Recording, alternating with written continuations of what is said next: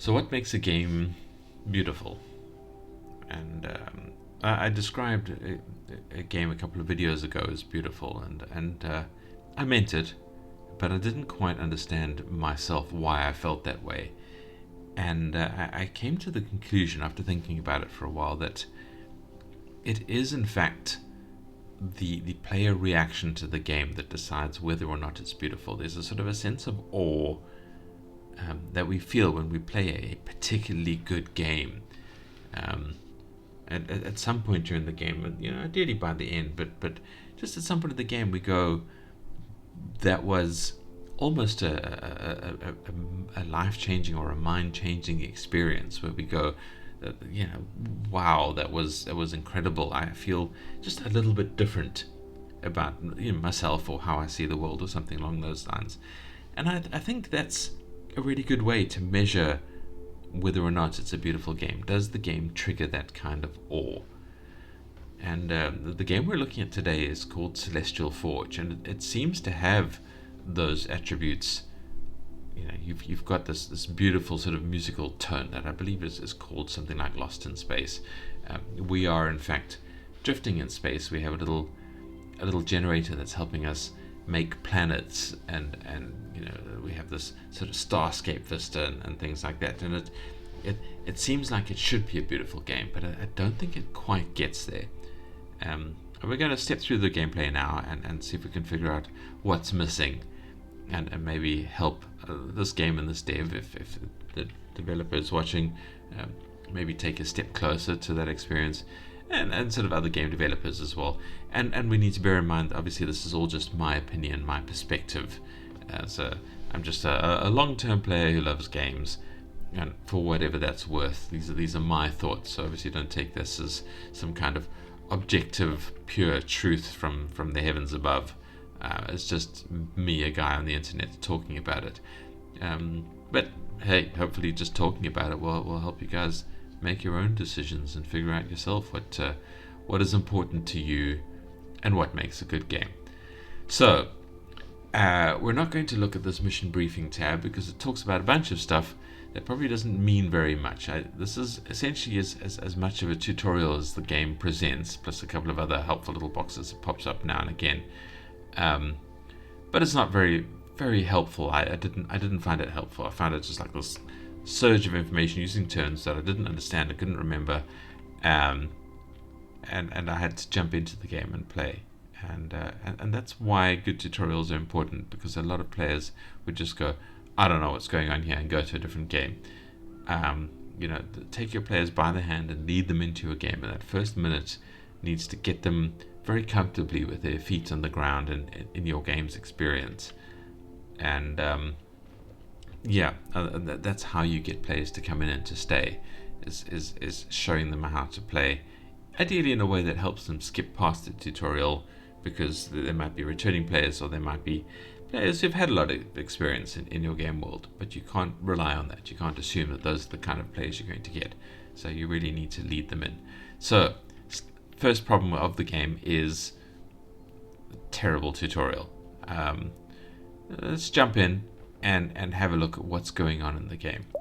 So here we have our space vista. We have this little sort of satellite circling around very slowly, and every so often he will spit out a little blob of mass, and that will cycle down to this core of what is going to be a planet. And it settles there, and the amount of mass we have in the planet then goes up when it gets there. I think that was slightly less than one mass, so it goes and our mass count up at the top left goes up. So this is the most fundamental mechanism of the game, is we need to spit mass down into these blobs to make them reach, because they slowly grow as the mass lands on them, to make them reach this dotted line. And then we have successfully created a planet, and we then move on to starting another planet with our generators. Obviously this seems to be very slow at the moment. This is an idle incremental game, so as you might have guessed, the gameplay is speeding this up. And to do that, we have a lot of menus.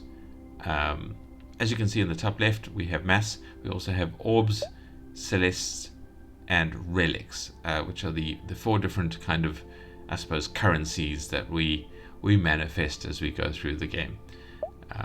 Mass is what our sort of satellites, our generators, our floating satellites spit out. Orbs, we just get given every time one of these satellites makes a complete orbit, we get orbs. Celeste is every time we successfully create a new planet, we get Celeste. And relics are, well, as I said, there's a kind of a reset button that we press once we're happy with our progress in this particular run of the game. And depending on how well we've done, we get given relics, and they unlock really powerful attributes that then speed things up or improve things in the next run through the game. This is the second little bit of the tutorial, which is telling us about the orbs.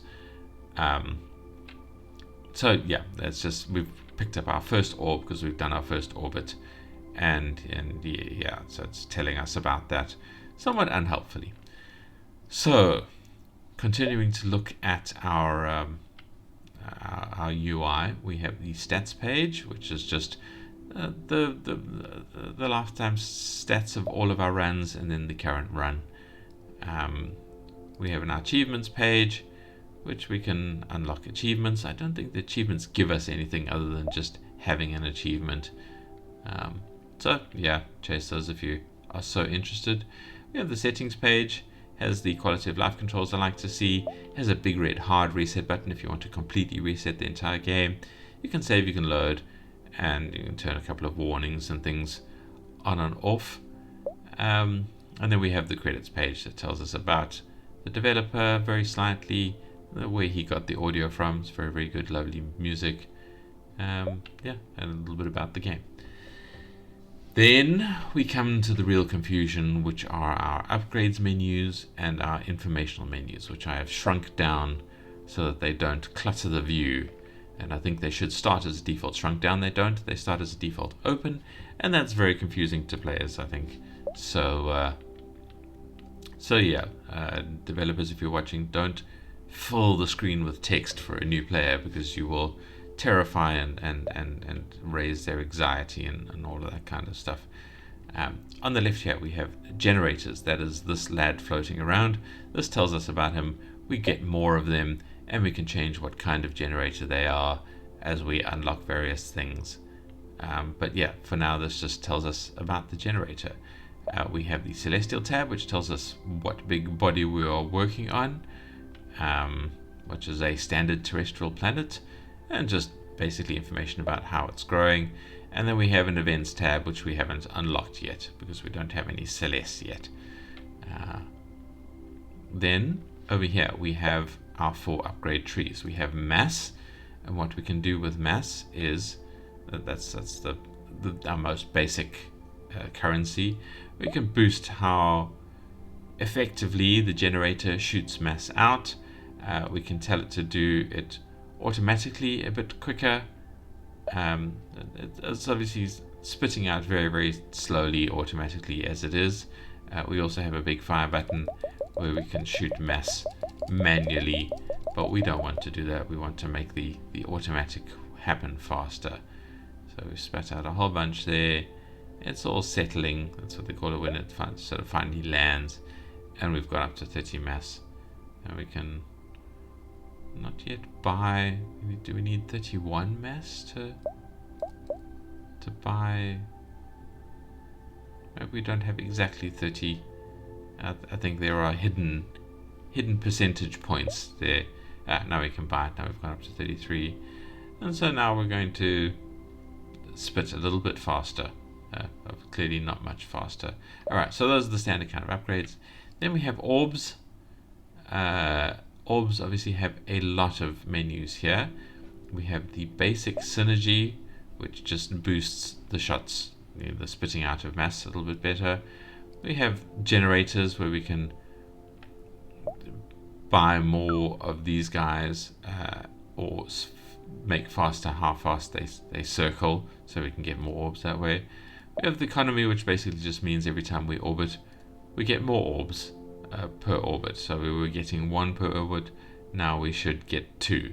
So the next time he circles around, we have 1 orb left, it'll pump up to 3. And then we have the different kinds of generators that we can unlock, but we haven't seen where we unlock them yet, and that confused me greatly. Anyway, so we have burster generators that spit stuff out in big lumps, but I think spit slower. We have heavy generators that have a small chance of shooting more mass per shot, basically. We have the criticals, which have a more likely to shoot out a critical golden shot, which is like 10 times more powerful than the standard shot, and I think is upgradable. It's just it's a generator that has more chance of a crit. And then we have support, which just gains more orbs for us. So it's an orb gaining generator, so we can get more orbs to then spend in our generators. And it's a bit self-referential. I usually love that kind of stuff, incrementals. So we'll see how that plays through. And we have an adaptive generator, which is just very upgradable in different ways, I guess. It's like a jack of all trades type of generator, as far as I can interpret it. But we haven't unlocked any of them yet. All we have is our basics. In fact, we can probably buy another generator. I mean, why not? Now we have 2. We've unlocked an achievement for that, which is nice. Let's have a look at our achievements. Yeah, it just didn't give us anything just other than an achievement. But now we're building mass twice as fast, which is nice. Then we have the Celeste menu. Here we unlock the actual different kinds of generators. Celeste is the currency that we get every time we finish filling this dotted circle up. We will then move to another planet and start a new sort of mass thing, filling the dotted circle up, and that will give us some Celeste. So yeah, we have generators. We have meta, which is just some sort of general multipliers, and then we have events. We can unlock events that can do various things, but don't appear to be graphically impressive. They're just events that can happen that gives us a boost of mass, I think. And then we have the relics, which we get on reset, where we can give major upgrades to how we start the next run, what our generators do, things like that, what kind of events might happen. And I guess soften upgrades, that's interesting.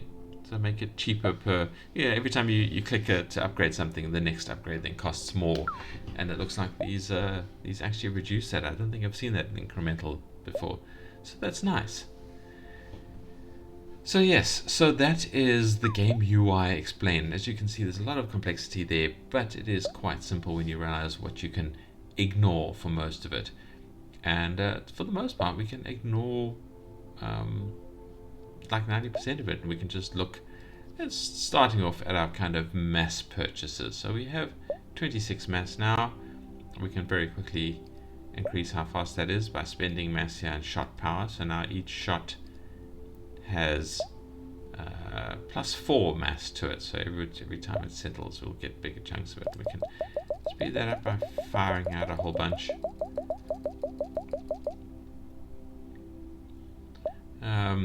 Now this one's a little more confusing because we have shots settle plus 2% mass per level.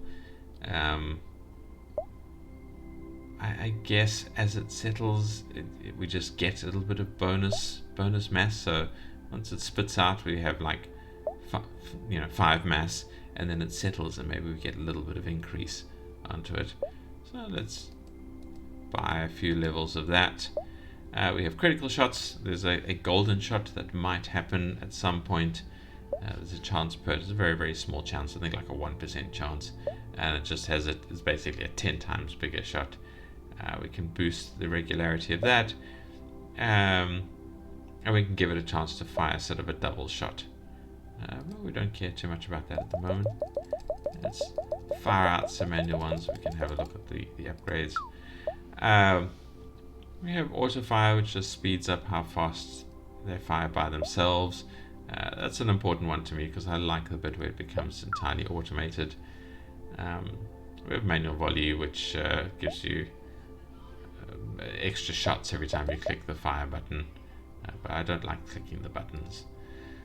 Yeah, I'm not here to play a clicker, I'm here to play an idle incremental. Then we have the orbs that we've gone through. Maybe I'll boost. No, I want to boost the amount of orbs that I get to start off with. So let's buy that, and so now I'm getting more orbs per orbit, an extra 5. Let's see if this lad gives us 5. Okay, guess that wasn't his orbit. Anyway, yeah, and I think that's all of the gameplay I'm going to show, because you can see here pretty much what's going on. Actually, let me at least trigger some Celeste. That might be something worth showing off. Although again, the game is missing some graphical pizzazz.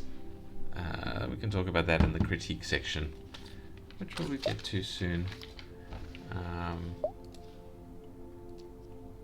Let's give our mass per shot, really increase that up, speed up how we're going through things here. Oh, there was our orbs.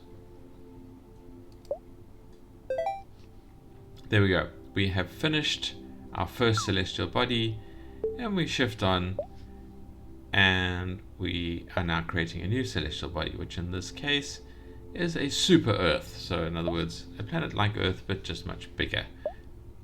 We don't get to see the attributes of the planet other than just how it's described, so not hugely important to us. But yeah, so we're starting the next one. We have 3 Celestes that we managed to get. I don't know what defines how many Celestes we get for finishing each celestial body, but it's quite advantageous. I don't want to buy another generator. Let's just buy a couple of global multipliers here. As you can see, our mass number is now actually going up quite a bit faster. Let's just buy more shot power. I noticed that some options have maxes. So this one you can only go up to 50, this one only up to 98, but some don't. So these are the things that you can keep increasing. I imagine the return on investment is quite limited, although there are a lot of synergistic upgrades here, because things that boost percentages, not just not just straight direct numerical increases. So I don't know, maybe this clicking this button becomes very powerful later, or not at all. Depends how the game has been balanced. But that's it. That's the gameplay that I'm showing, and that is, I'm hoping, a nice relaxing experience as we understand how to play this game. The link is in the description, so come and give it a go, give it a gameplay. And if you are leaving as someone who's just here for the gameplay, please don't forget to like or comment or subscribe, or any of those 3 in any combination you want, because that boosts engagement for me and you, and that helps us both grow, me and my channel, and you and how well trained your YouTube algorithm is. So, critique. Yeah, if you're leaving because you just watched the gameplay, thank you. I do appreciate it, and I hope to see you in the next video. Critiques. Well, obviously the UI is complex and complicated. I mean, it looks good, but I think it is cluttered. I also don't know why it's divided and split all over the place. Like, why are these 2 over here and that one's there? Why aren't these just below that one? And one shrinks when you open the other one. The general concept I'm trying to get here is that people get overwhelmed when they see a lot of text. Your brain can only look at a certain amount of stuff at any one time. So you really want to reduce the amount of stuff on the screen that a person has to interpret consistently, because while they're looking at the screen they keep seeing this, and their brain is having to sit there and tick through it and go, okay, I don't need to look at this now, I don't need to look at this now, I don't need to look at this now. That consumes brain power. So the more you can declutter, well, your environment, the world around you, but in this context, your game, the better it is for a player, because they can go, okay, I don't need to, there's not too much for me to think about here. I can focus on the things I want to focus on. And that is an important attribute of UI design, is hide away things that the player doesn't need, or the user doesn't need to know, but make it easy for him to get to it when he does need to know it. So don't hide behind submenus, hidden within submenus, because that's too many clicks away. You want one click away, but you want it to be clicked away. So you don't want to have that information out in his face until he needs to know about it. But obviously the player needs to know where the information is. So make sure it is obvious what's going on, and where it is for when he needs to know it. So yeah, I'm not sure how I would redesign this. I would possibly hide these three menus on the right here in this panel, and then I would move these upgrades to pop out menus that are underneath here. So for example, if I wanted to buy some of the mass stuff, instead of me clicking here and then having all these menus open here, I would click here and have the sort of the menus pop out here, and then do all my purchasing in that menu, and then click it away once I'm done buying mass. It kind of reduces, sort of 8 buttons into 4, links them together as where they are helpful. Maybe put a little sort of marker at the side to show that this is a clickable button. But yeah, this is too much stuff, too much things that I'm having to look at all of these things. The fire button is interesting. Maybe break this out of the side menu and have it sort of in the center of the screen or something like that, because this is like a central entity that is well, I don't like it because I don't like the clicker side of it. I like sort of the idle side of it, which is why I spend all my money in things like automation. It'll be the first one that I max out. So all I have to do is then buy things. I don't need to click on things. That's going on very fast now. I like that.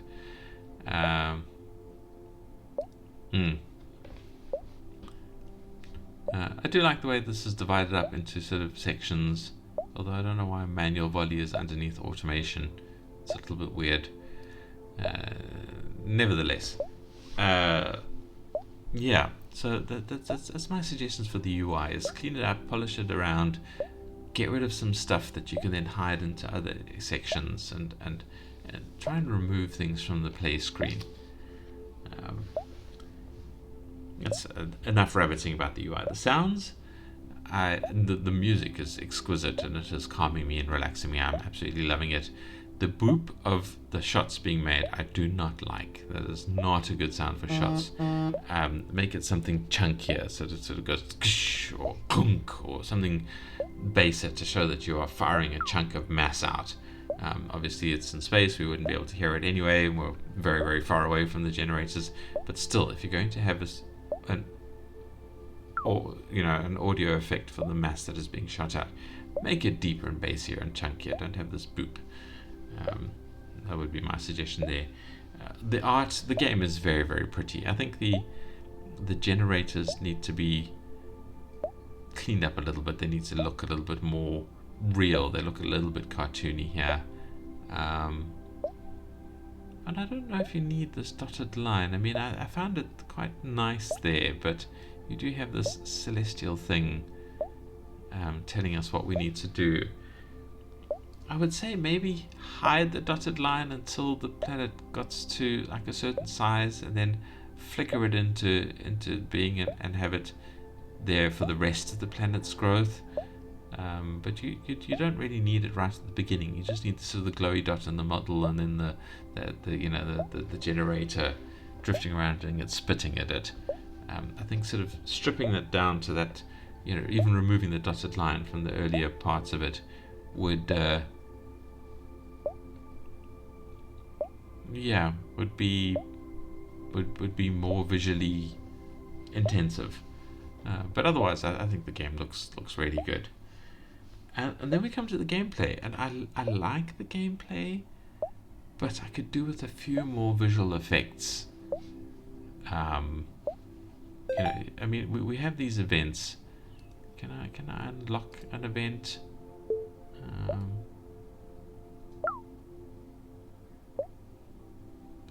Are we likely to get them? Okay, so yeah.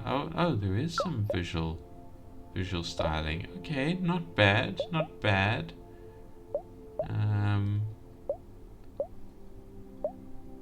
What does the nebula bloom look like?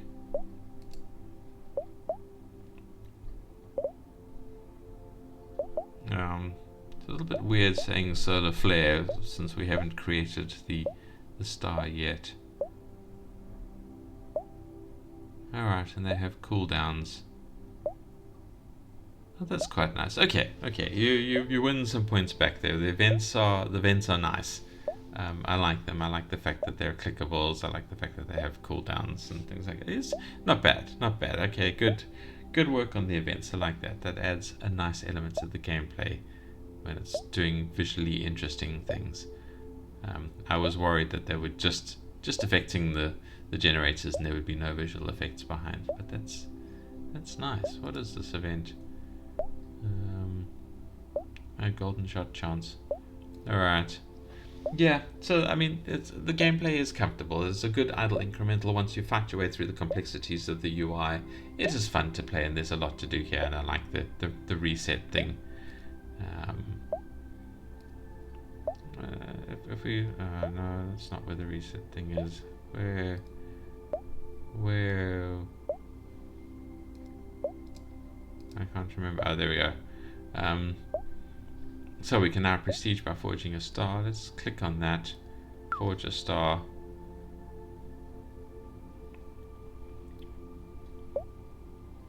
And that's...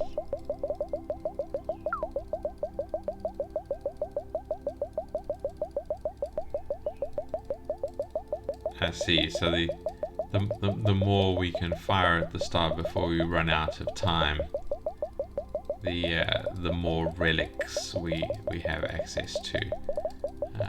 That makes sense. All right. I like that. That's fine. It's a good mechanism. It's an interesting way of playing it through. That's enough critique there. I think just my final comments are just on the immersion side. It's like, who am I? Why are we making these? How have we built these generators? Are we a precursor alien race? Are we advanced humanity in the future? Give us some lore behind it. Give us some detailing. Are we the planet creators from Hitchhiker's Guide? I don't know. I think it's I think it's interesting. Let's complete the forge. That's visually nice as well. Bravo. Good points there. I like that star starting flare. Very, very nice. And here we start again from the beginning, although we have the number of generators that we have, which is interesting.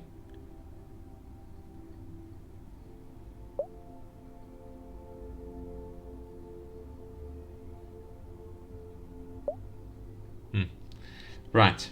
So yeah, that's it. Like I said, just a bit more immersion, and that's enough about this rather good game. Link is in the description. Come and play it. Is my recommendation. Thank you for watching the video. I hope it was enlightening and interesting and helpful to you, and I hope to see you in the next video. I appreciate your attention, and goodbye.